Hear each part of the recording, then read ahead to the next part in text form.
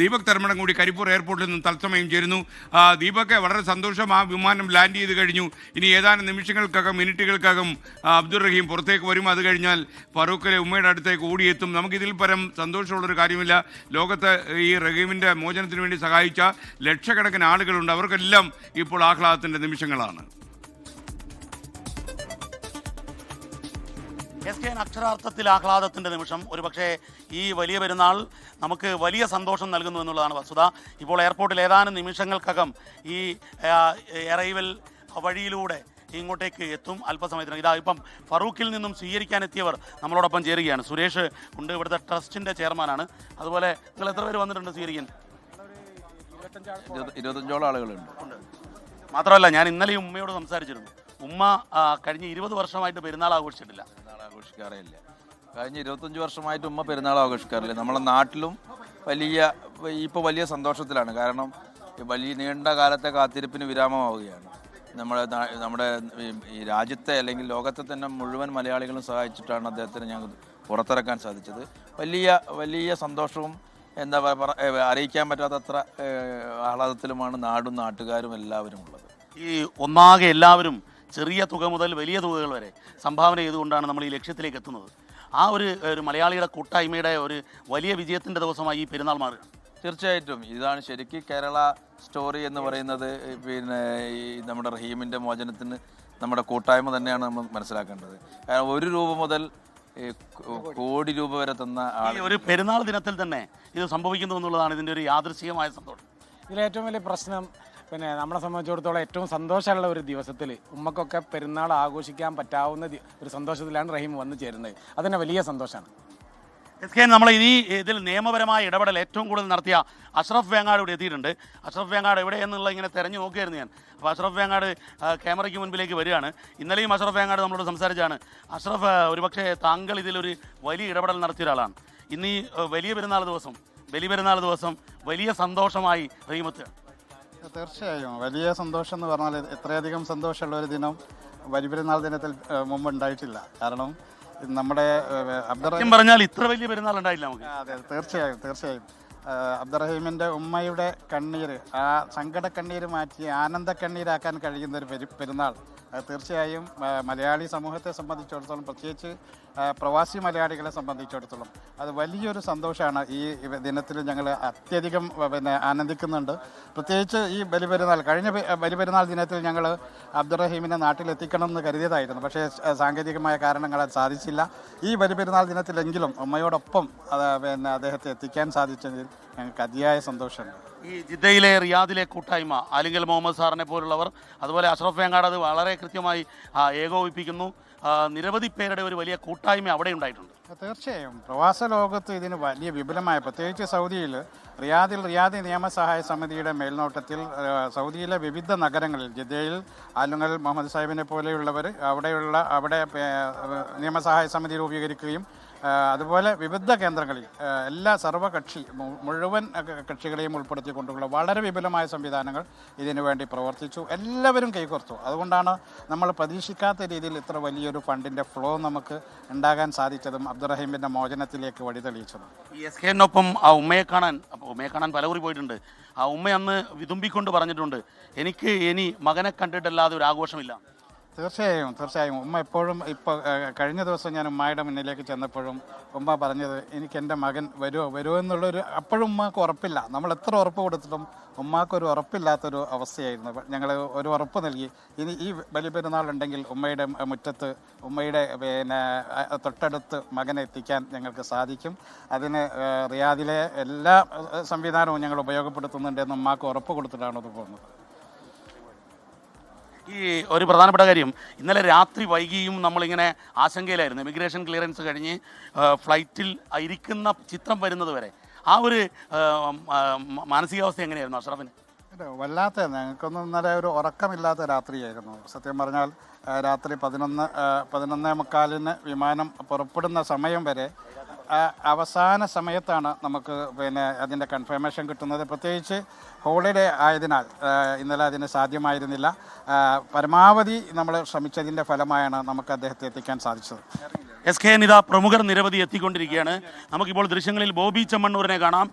ബോച്ചെ, ആ ബോച്ചെ ഇതിലൊരു ഇടപെടലൊക്കെ നടത്തിയ ആളാണ് വലിയ രീതിയിൽ. പക്ഷേ ബോച്ചെ വിനയത്തോടെ പറഞ്ഞോളൂ, എങ്ങനെയാണ് അങ്ങയുടെ ഒരു ഇപ്പോഴത്തെ മാനസികാവസ്ഥ എന്താ? കേരളത്തിലെ ജനങ്ങളോട് ആണ് നന്ദി പറയാനുള്ളത്. കാരണം എല്ലാവരും ജാതി മതങ്ങൾക്ക് അതീതമായി എല്ലാവരും സഹകരിച്ചു എന്നതാണ് ഇതിൻ്റെ ഏറ്റവും വലിയ ഇതൊരു വേൾഡ് റെക്കോർഡാണ് ശരിക്കും പറഞ്ഞാൽ. അത്രയധികം 34 കോടിക്ക് പകരം 40 കോടിക്ക് മുകളിൽ നൽകിയ ഒരു വ്യക്തിയെ ജീവൻ രക്ഷിക്കാൻ ഇന്ന് ലോകത്ത് കേരളം ഇത് ഒരു സ്റ്റേറ്റ് മാത്രമേ ഇങ്ങനെ ഉണ്ടായിട്ടുള്ളൂ എന്നാണ് എൻ്റെ ഒരു അറിവ്. അതുകൊണ്ട് പ്രത്യേകം നന്ദി. അബ്ദുറഹീമിനെ തിരിച്ച് കേരള ജനത തിരിച്ച് ജീവിതത്തിലേക്ക് തിരിച്ചു കൊണ്ടുവരുവാൻ കാത്തിരിക്കുകയാണ്. ഈ മാനസികാവസ്ഥയിൽ ഇന്നലെ ഫ്ലൈറ്റിൽ കയറുന്നവരെങ്ങനെയായിരുന്നു അങ്ങയുടെ ഒരു, കാരണം ആശങ്കയുടെ നിമിഷമായിരുന്നല്ലോ തുടക്കം മുതൽ? ആശങ്കയില്ലായിരുന്നു, കാരണം വധശിക്ഷ നേരത്തെ ഒഴിവാക്കി പൈസ അത് ഒഴിവാക്കി കിട്ടുക എന്നുള്ള ഒരു വലിയ കടമയായിരുന്നു. അതാണ്. പിന്നെ ബാക്കി ശിക്ഷ സമയം തികയ്ക്കണമല്ലോ. അപ്പോൾ ആ ജനറൽ കേസ് ബാക്കി നിൽക്കുന്നുണ്ടായിരുന്നു. വധിക്കില്ല എന്നുള്ളത് വലിയ ആശ്വാസമാണ്.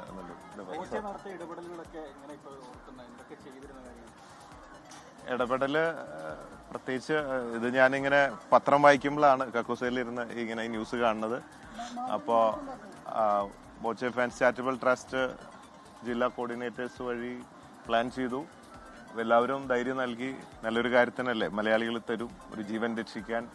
അപ്പോൾ ആ ഒരു വിശ്വാസം ഉണ്ടായിരുന്നു. അങ്ങനെ തിരുവനന്തപുരത്ത് നിന്ന് ഒരു ബോച്ചെ യാചകയാത്ര തുടങ്ങി.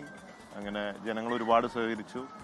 പിന്നെ ഇവിടുത്തെ അബ്ദുറഹീം നിയമസഹായ കമ്മിറ്റി എല്ലാവരും വളരെ ശക്തമായിട്ട് പ്രവർത്തിച്ചു.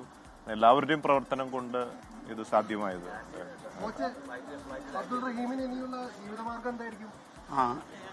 SKN ഇത് തന്നെയാണ് യഥാർത്ഥത്തിൽ കേരളത്തിൻ്റെ ഒരു മികച്ച മാതൃക.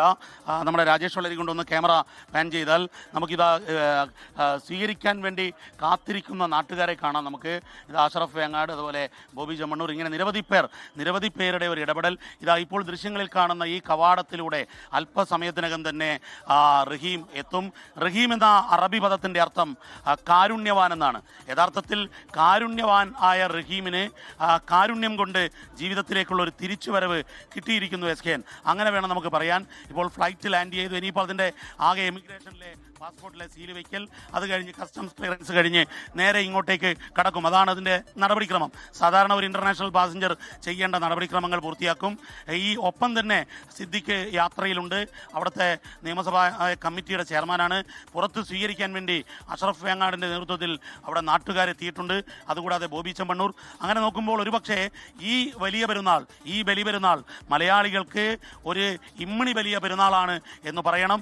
ഒപ്പം തന്നെ ഇത്രനാൾ കണ്ണീരിൽ നാളുകൾ എണ്ണിയ, ആഘോഷങ്ങളൊന്നുമില്ലാത്ത വർഷങ്ങൾ എണ്ണിത്തീർത്ത ആ ഉമ്മ പാത്തുമ്മയ്ക്കാണ് യഥാർത്ഥത്തിൽ ഇന്ന് പെരുന്നാൾ.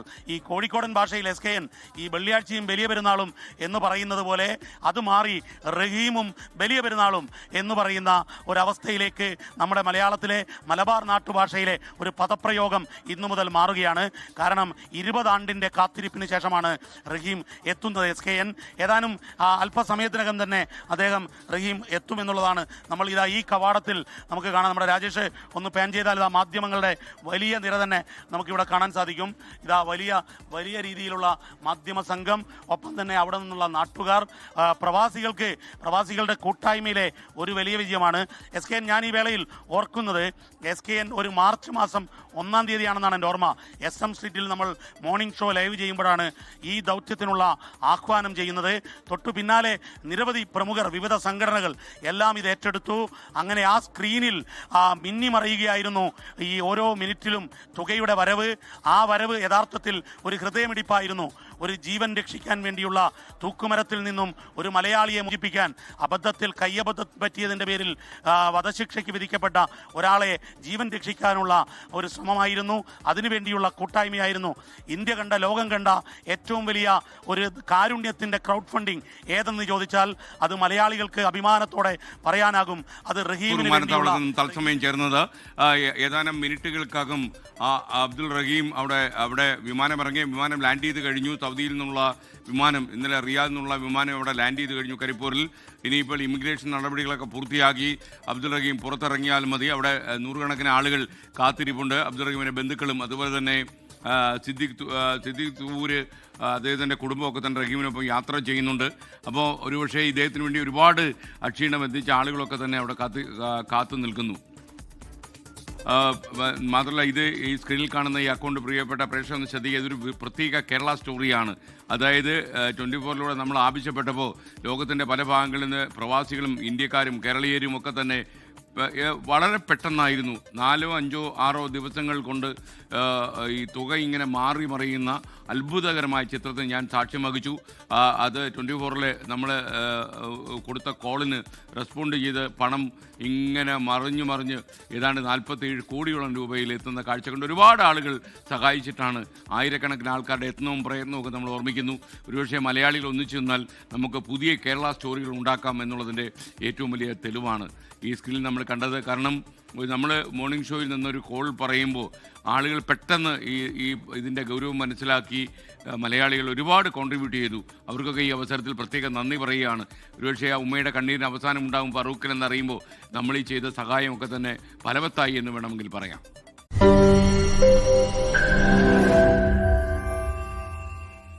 ലോകത്തെവിടെയായാലും ഏത് സമയത്തും 24 വാർത്തകളും ഓഗ്മെന്റഡ് റിയാലിറ്റി പാക്കേജുകളും എക്സ്പ്ലെയിനറുകളും വിശദമായി കാണാൻ ഞങ്ങളുടെ യൂട്യൂബ് ചാനൽ നിങ്ങൾക്ക് സബ്സ്ക്രൈബ് ചെയ്യാം.